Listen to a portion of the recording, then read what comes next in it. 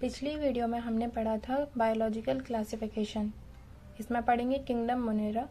Kingdom Monera में include किए गए हैं बैक्टीरिया, प्रोकैरियोटिक बैक्टीरिया इंक्लूड किए गए हैं।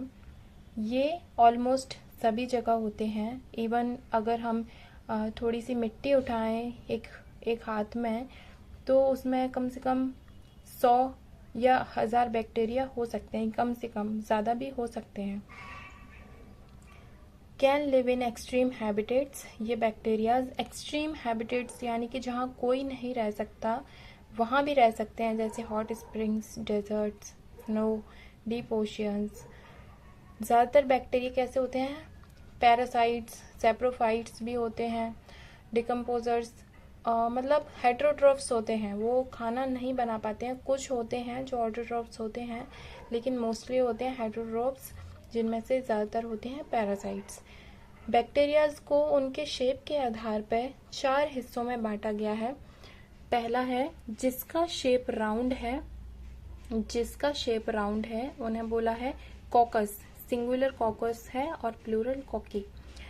ये है बेसिलस। रॉड शेप्ड अगर है, इनको बोला है हमने बेसिलस। स्पाइरलम हमने कब बोला है? जब स्पाइरल जैसा शेप है। और विब्रियो जब बोला है जब इसका कोमा जैसा शेप है, जैसे कोमा होता है वैसा शेप अगर है तो इसको हमने विब्रियो बोला है। बैक्टीरिया का साइज एवरेज देखें तो 3 से 5 म्यू माइक्रोन तक होता है, बहुत छोटा साइज होता है ये। सेल टाइप हमें पता ही है, प्रोकैरियोटिक होते हैं ये मोनेरा में। डीएनए नेक्ड होता है, यानी कि कोई हिस्टोन नहीं होती है, हिस्टोन होते हैं ऐसे। ये डीएनए अगर है ऐसे, इसके बीच में ऐसे हिस्टोन होते हैं जिससे कि ये डीएनए अच्छे से बाइंड कर जाए और कम से कम जगह में एडजस्ट हो जाए। लेकिन हिस्टोन होता ही नहीं है इसमें, इस वजह से ही इसको प्रोकैरियोटिक सेल बोलते हैं, क्योंकि न्यूक्लियस ही वेल ऑर्गेनाइज्ड नहीं है। एग्जाम्पल है इसके बैक्टीरिया, साइनोबैक्टीरिया जिसे हम ब्लू ग्रीन एल्गी भी बोलते हैं, माइकोप्लाज्मा जो कि स्मॉलेस्ट लिविंग सेल है अर्थ पे। रिप्रोडक्शन असेक्सुअली होती है, मोस्टली बाइनरी फिजन से। बाकी इसके लिए रिप्रोडक्शन के लिए एक अलग से पूरा टॉपिक बना देंगे। सम आर ऑटोट्रोफिक, कुछ ऑटोट्रोफिक होते हैं, फोटोसिंथेटिक भी हो सकते हैं, कीमोसिंथेटिक भी हो सकते हैं।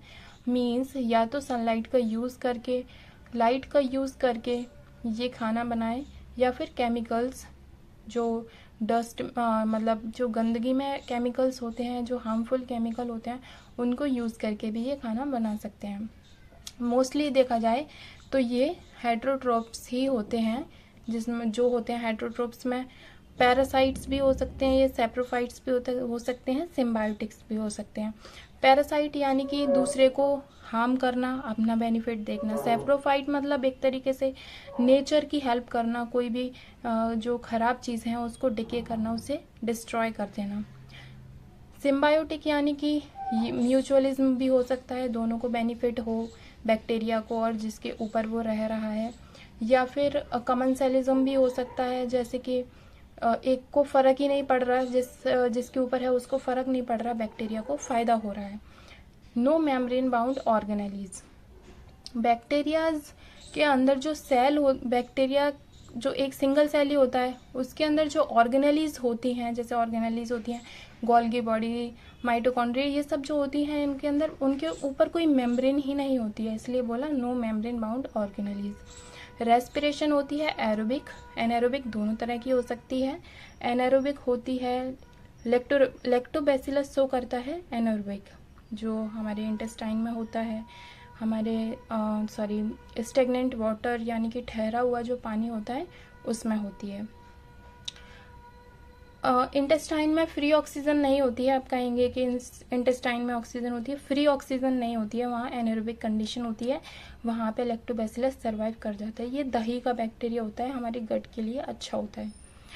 एरोबिक रेस्पिरेशन शो करते हैं, जो कौन करता है? Nitrosomonas, Mycobacterium tuberculosis. Mycobacterium tuberculosis human lungs में होता है। नाइट्रोसोमोनास सॉइल में होता है, वहाँ पर तो देखो लंग्स में फ्री ऑक्सीजन होती है तो एरोबिक रेस्पिरेशन शो कर पाता है।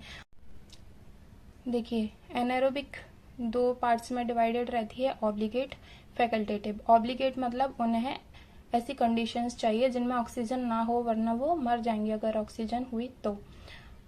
फैकल्टेटिव कौन होते हैं? दोनों में रह सकते हैं, एरोबिक, एनारोबिक है तो चल जाएगा, एरोबिक भी है तो वो जी लेंगे, कोई दिक्कत नहीं। ऐसे ही इसमें जो ऑब्लिगेट एरोबिक है उन्हें ऑक्सीजन चाहिए ही चाहिए वरना मर जाएंगे। और जो फैकल्टेटिव एरोबिक होते हैं वो एरोबिक में भी रह सकते हैं, कभी ऑक्सीजन नहीं भी है तो भी रह सकते हैं। इस तरह से रेस्पिरेशन होती है। बहुत ही डाइवर्स रेस्पिरेशन का मेथड होता है इनमें। ये है डायग्राम बैक्टीरिया का, टिपिकल बैक्टीरिया का डायग्राम है। ये देखिए, ये ऑरेंज कलर का ये कैप्सूल दिखाया गया है जो इसकी बॉडी को कवर किया है, बैक्टीरिया की बॉडी को। उसके अंदर है सेल वॉल। सेल वॉल होती है बैक्टीरिया में। प्लाज्मा मेम्ब्रेन है और प्लाज्मा मेम्ब्रेन से निकले हुए ये पिलाई हैं जो लोकोमोशन यानी कि एक जगह से दूसरी जगह जाने में हेल्प करते हैं, बाकी रिप्रोडक्शन में, कंजुगेशन में भी मदद करते हैं। ये फ्लैजेलम लोकोमोशन में मदद करता है। ये देखिए न्यूक्लियोइड, इस वजह से इसको कहा जाता है प्रोकैरियोटिक। इसको प्रोकैरियोट्स के अंदर इसलिए रखा गया क्योंकि कोई न्यूक्लियर मेम्ब्रेन नहीं है इसके ऊपर, डीएनए ऐसे ही पड़ा हुआ है और डीएनए के कुछ पार्ट्स ऐसे डले हैं। ये इसको ही हम कह देते हैं प्लाज्मिड। साइटोप्लाज्म है, इन्हें प्लाई बोलते हैं। ये राइबोसोम्स हैं, 70S राइबोसोम्स होते हैं।